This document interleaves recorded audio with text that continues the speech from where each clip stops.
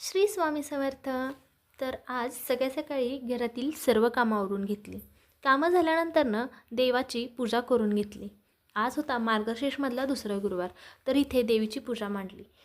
देवीची पूजा मांडून झाल्यानंतरनं आज होता माझा उपवास. मग म्हटलं काय बनवा उपवासाला, कारण खिचडीही भिजत घातली नव्हती. मग म्हटलं चला उपवासाचा बटाटा बनवू. तर इथे बटाटा पातळ असा कट करून घेतला आणि स्वच्छ पाण्यामध्ये टाकला. बटाटा स्वच्छ धुवून झाल्यानंतर कढई ठेवली. कढईमध्ये तूप किंवा तेल टाकायचं आणि त्याच्यामध्ये आपल्या आवडीनुसार जेवढ्या पाहिजे तेवढ्या हिरव्या मिरच्या टाकून घ्यायच्या आणि चिरलेला बटाटाही त्याच्यामध्ये टाकून घेतला.